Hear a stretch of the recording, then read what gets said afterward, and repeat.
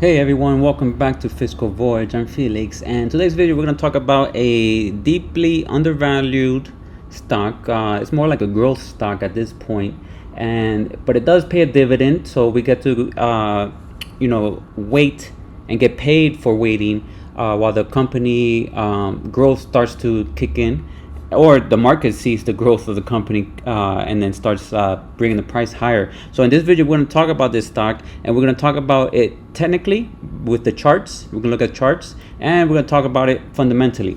So the stock that I'm talking about that I purchased is JD.com. JD.com, you can see here I bought 100 shares on the 9th or the 10th, which is yesterday, based on when this video was recorded, September 10th. $26.04, so about $2,603.50 with $1.01 fee.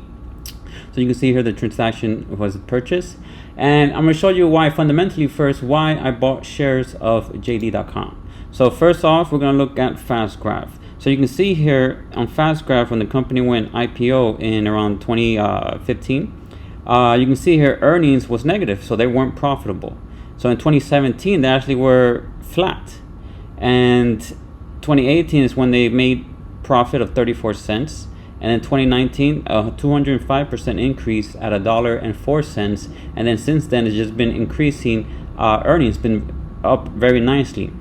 Now, the thing is the valuation. You can see here after COVID, the stock just kind of shot up all the way to a valuation of about 65 times earnings, which is crazy, right? Now, if the company was growing at 55%, 60%, for the next 10 years, then that's actually reasonable because you want PE to equal growth rate.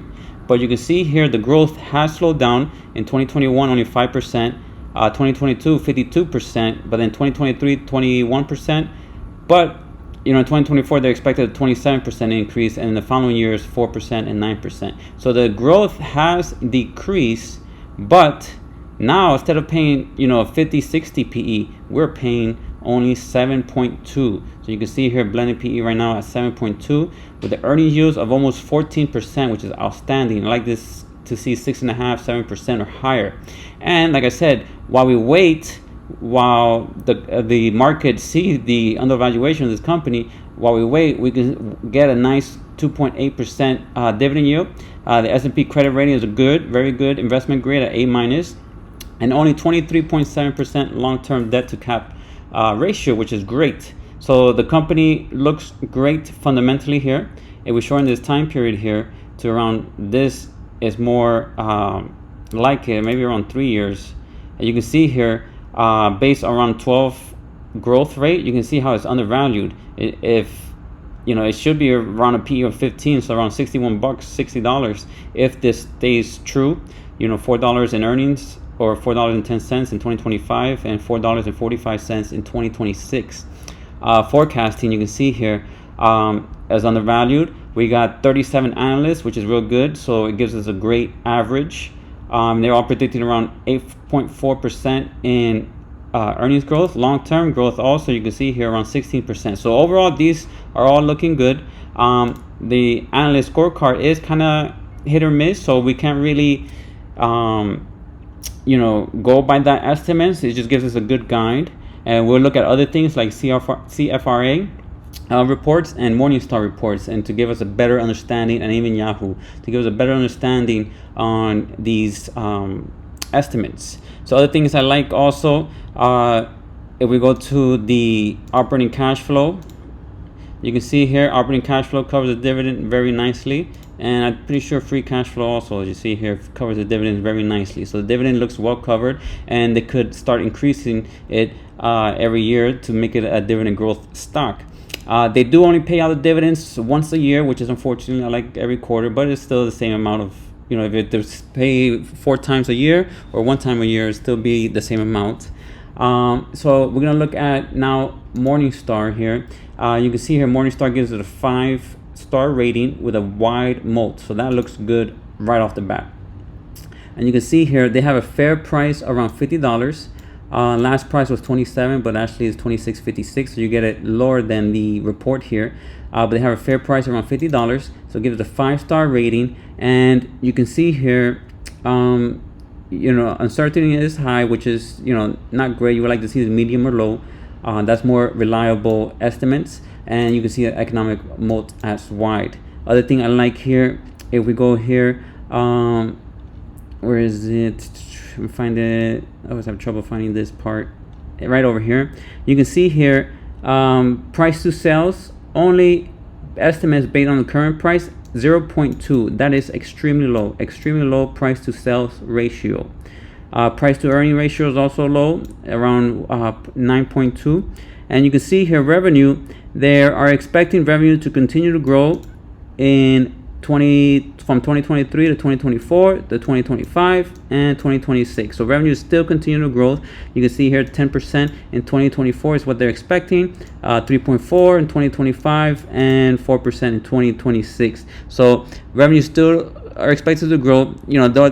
Probably the reason why the stock is down so much is because of net margin. It is low, 2.9. You like to see this around 4% or so, 5% net margin with these great revenue, but nevertheless it's still decent. So now we're gonna look at CFRA, and we're gonna go over here. They have a buy rating. Right? Did I click on the right one here? No, I didn't. They have a 4-star rating here, and you can see here, which is a buy rating with a price target at $36. They're expecting a 3-year earnings growth around 60, which is outstanding. I highly doubt that happened, but you can see here they're expecting 2024 to have a $24 earnings, and in 2025 $27 in earnings. And they don't have a fair price, but they have a price target of 12 months of $36. You can see there, and a buy rating. So you can see, so we have a buy based on fundamentals in fast graph. We have buy rating in Morningstar and CFRA, so that's great. And if you go to Seeking Alpha, you can see some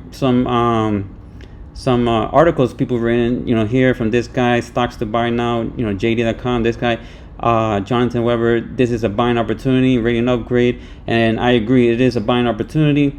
And I'm gonna show you why also technically. And if we go to the technical chart here, I'm going to open first the monthly chart. So here's the monthly chart, and you can see here, what I like about this is a support area. Kind of right there is strong support. This is when IPO came down, bounce. So this $20 area, $22. So I actually have an alert, so I'll show you later. This $20 area is strong support. So you can see how it's bouncing again. Now, I'm not necessarily expecting this huge run up, the next, maybe next year. But what I am expecting now, because this was stage 1, then we went to stage 2, and then now stage 3, and now stage 4, which is the consolidation again period. Now hopefully we'll start heading to a stage 2 time, the flow of money for JD.com. But you can see here, this is what I like about this company right here. This is what it is right here. This is a lovely support area from $22 to $20. So if we go to my that I have an alert here around $22 in Seeking Thinkorswim, $22. I have an alert to buy, and then I have another alert here at $86 if it ever hits there, to kind of sell, because this is kind of like strong selling pressure here from $100 to $90. So either I'll see how it gets there. If it goes straight up, then I'm selling. But if it gets there, in the next 3 years or so, we'll see how it gets there. But I do have an alert around $22 to buy more shares. So this is basically a starting position that I bought recently. So I have an alert at $22 to buy more shares, which is around this area right here, to buy. If I put it over here, $22, kind of like right there. So you can see here, strong support right in the middle of this support zone. So that's what I plan to buy more shares, another 100 lots. Or what I could do also, and I was thinking about this, is selling puts. I was thinking of selling puts right now before I bought the shares, maybe kind of like $1 away. But then I was like, man, it is at a great support area and it could jump high and I don't want to miss that, right? So I decided to just buy my 100 shares, and I can decide if I want to right now to just sell, maybe a $22 or $21 puts, and make maybe a few $100, 3 months out, 4 months out, and see, if it gets there, I get a sign. If not, I keep the cash and I have the current position of 100 shares. So I'm thinking about doing that as well. We'll see. I would like first a little pullback, and then maybe I'll consider selling puts. But you can see that's why I like this company right here. I never want to buy this mess here. You always want to buy at support levels. Support levels is where you want to buy and open a position. Never go all in, but start to open a position at support levels. And if it goes further down that support level, then you buy more shares. So it's kind of like my thought process with JD. And this is the weekly chart, and you can see here the weekly is still under the moving average, which is not great. Once it breaks over this moving average, it breaks and then comes back while the moving average is under, then I'm kind of I'm very bullish on this stock to go higher. But right now it's kind of like okay, I just bought it to get in to have a position because it's so undervalued. I want to make sure I'm in the position, and then I'm just waiting to see if it gets lower to that $22, $21 area. So that's kind of my game plan with JD. But you can see, back to the fast graph, you can see why I, bought shares of this company. It looks great. It looks great. I love it when earnings are expected to be higher and the stock is lower. It's just the market not liking it for whatever reason. And that's what that's my recent purchase. So if you guys like this video, make sure to hit that subscribe button and like the video as well. If you're new to the channel, hit that subscribe button for more videos like this, and I'll see you guys in the next one.